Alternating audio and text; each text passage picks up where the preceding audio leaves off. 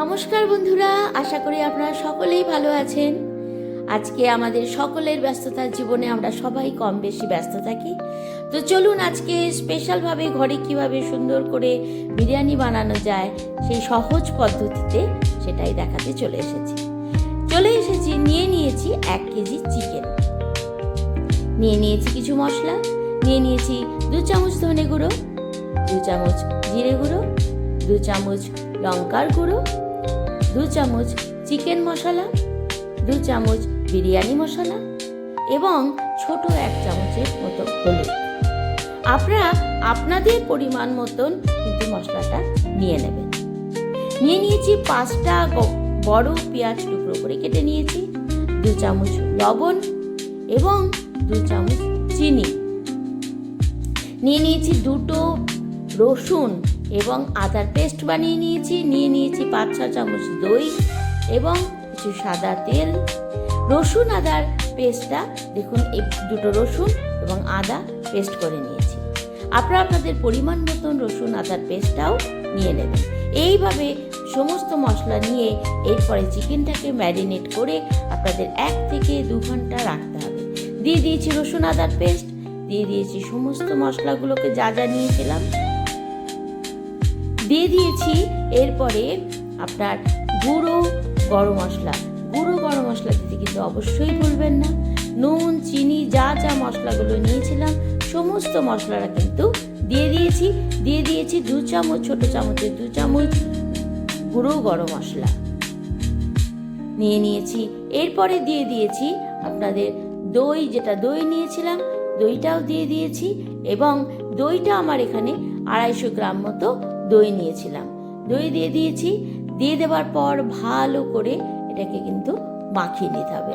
আপনারা আপনাদের পরিমাণ মতন দইটাকেও নিয়ে নেবেন। সমস্ত দিয়ে মশলাটা যেন ভালো করে চিকেনের মধ্যে ঢোকে সেইভাবে চিকেনটাকে ভালো করে মাখিয়ে নিতে হবে। এরপরে চিকেনটাকে ভালো করে মাখিয়ে নিয়ে প্রায় 1 থেকে 2 ঘন্টা রেখে দেবেন। তারপরে দিয়ে দেবো সাদা তেল। এরপরে দিয়ে দেওয়ার পর প্রায় 1 ঘন্টা মতো কিন্তু আমি এটাকে রেখে দেব। আর দিয়ে দিয়েছি এখানে কেওড়া জল, আপনারা রোজ ওয়াটারও ইউজ করতে পারেন। 2 ঢাকনা রোজ ওয়াটার, আমি এখানে 2 ঢাকনা কেওড়া জল দিয়ে দিয়েছি। আপনারা ইচ্ছা করলে রোজ ওয়াটার কেওড়া জল দুটোই দিতে পারেন। দিয়ে আমি 1 ঘন্টা প্রায় ম্যারিনেট করতে রেখে দিয়েছি। গ্যাসে পাশে বসিয়ে দিয়েছি, আলু সেদ্ধ করতে বসিয়ে দিয়েছি। বিরিয়ানিতে কিন্তু আলু না হলে মজে না।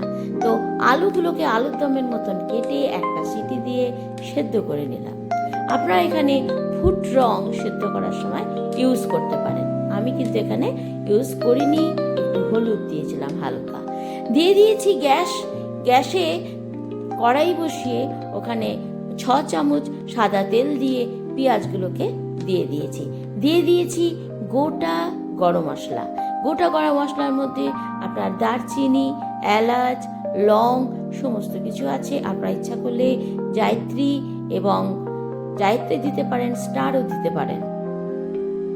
এরপরে পেঁয়াজগুলোকে আধা আধা লাল হয়ে যেতে কিন্তু ম্যারিনেট করা চিকেনটা, যেটা আমার 1 ঘন্টা ধরে ম্যারিনেট হয়ে গেছে, সেই ম্যারিনেট করা চিকেনটা কিন্তু আমি এর মধ্যে দিয়ে দেবো।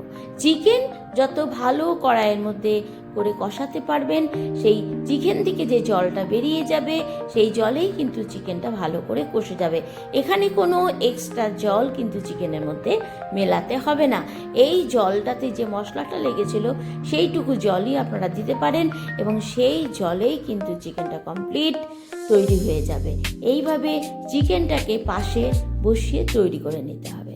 পাশে বসিয়ে দিয়েছি জল গরম বসিয়ে দিয়েছি চালের জন্য এবং এইখানে গোটা গরম মশলাও আবার কিন্তু জলের মধ্যে দিয়ে দিলাম তেজপাতা, কারণ চালের একটা সুন্দর একটা গন্ধ হবে বলেই এইগুলো কিন্তু জলের মধ্যে দিয়ে দেওয়া। জল ফুটে উঠতে চালটাকে কিন্তু ধুয়ে চালটাকে জল ঝারিয়ে নিতে হবে। আমি নিয়ে নিয়েছি 700 গ্রাম চাল। 700 গ্রাম চাল কিন্তু ভালো করে ধুয়ে ঝারিয়ে নিয়ে জলটা ফুটতেই জলের মধ্যে দিয়ে দেব। এবং দেওয়ার সময় একটু সাবধানে ভালো করে কিন্তু আস্তে আস্তে চালগুলোকে দিয়ে দেবেন। এইভাবে যখন 1 থেকে 1.5 ফোঁটার মধ্যে কিন্তু আপনার চাল রেডি হয়ে যাবে। এরপরে আমার পাশের চিকেনটাকে একবার ভালো করে নাড়িয়ে চাড়িয়ে নেব এবং চিকেনও কিন্তু তৈরি হয়ে যাবে। এইভাবে চিকেন তৈরি হয়ে গেল। পাশে নিয়ে নেব একটু দুধ, গরম করে নেব। দুধ হালকা গরম করে নিয়ে 1/2 কাপ দুধ নেব, তার মধ্যে 2 চামচ মিঠা আতর নিয়ে নেব। আপনারা এর মধ্যে কেশরও মেলাতে পারেন। বিরিয়ানির মধ্যে কিন্তু কেশর দিলে পরেও টেস্টটা কিন্তু খুবই সুন্দর হয়। দিতে পারেন খোয়া ক্ষীর, মিঠা আতর, এগুলো গরম দুধে দিয়ে ভালো করে মিলিয়ে নিলে কিন্তু দারুণ লাগে। এইভাবে আমার পাশ থেকে তৈরি হয়ে গেল। চালটা একদম তৈরি হয়ে গেছে। চালটাকে যখন রেডি হয়ে গেল, চালটা রেডি হওয়াতে এরপরে করে মশলা মেশাতে থাকবো। আপনারা ইচ্ছা করলে ছড়ানো জায়গায় ডেচকির মধ্যে অল্প চাল, অল্প আলু এবং অল্প চিকেন দিয়ে অল্প অল্প করে মশলা মেশাতে থাকবেন এবং তারপরে অল্প চিকেন দেওয়ার পর আবারও তার উপরে রাইস দিতে পারেন। এইভাবে আপনারাও কিন্তু দিতে পারেন। আমি এখানে সব একসঙ্গে 2 চামচ বিরিয়ানি মশলা, 2 চামচ লবণ, 2 চামচ চিনি এবং 250 গ্রাম ঘি সব দিয়ে দিলাম।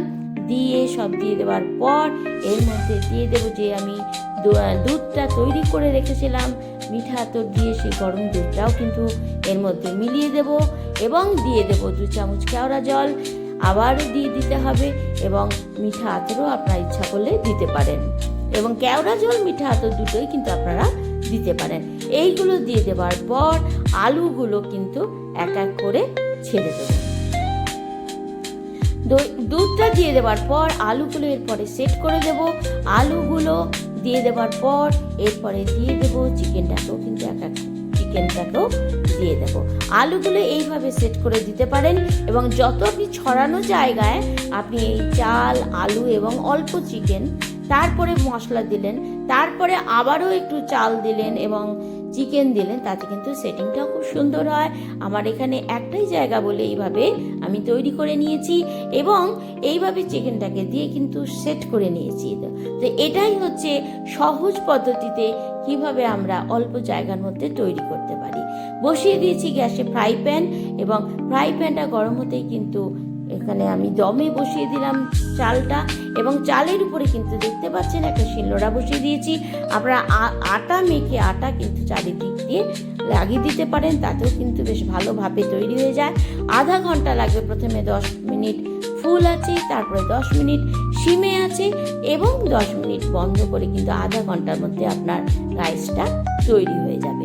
পাশে বানিয়ে নিয়েছি রায়তা, তার মধ্যে 500 গ্রাম দই নিয়েছি একটা গোটা পেঁয়াজ এবং 5-6 কোয়া রসুনের টুকরো নিয়েছি। এর মধ্যে 2 চামচ মতো 1 থেকে 1.5 চামচ মতো নুন দিয়েছি এবং 2 চামচ দিয়ে দিয়েছি আপনার চিনি, 2 চামচ চিনি দিয়ে দিয়েছি লঙ্কার গুঁড়ো। আপনারা ইচ্ছা করলে এখানে পুদিনা পাতা, ধনে পাতা দুটোই মেশাতে পারেন। আমার কাছে ধনে পাতা ছিল বলে আমি কিন্তু ধনে পাতাগুলোকে ধুয়ে দিয়ে দিয়েছি লঙ্কার গুঁড়ো। আপনারা কাঁচা লঙ্কাও কিন্তু ইউজ করতে পারেন, দিতে পারেন শসা বা ক্ষীরা, সেটাও কিন্তু দিতে পারেন। রায়তার টেস্ট কিন্তু খুব সুন্দর হলে বিরিয়ানির সঙ্গে খেতে কিন্তু খুব দারুণ লাগে। এইভাবে আমার তৈরি হয়ে গেল বিরিয়ানিটা কিন্তু দারুণ হয়েছিল বন্ধুরা। আপনারা যদি এইভাবে তৈরি করে খান অবশ্যই আমি বলবো খুবই ভালো লাগবে এবং অতি সহজ পদ্ধতিতে এই বিরিয়ানি কিন্তু তৈরি হয়ে যায়। কোনো টেনশন না নিয়েই কিন্তু খুব সুন্দর তৈরি হয়ে যায়। ভালো লাগলে লাইক, শেয়ার, সাবস্ক্রাইব করতে ভুলবেন।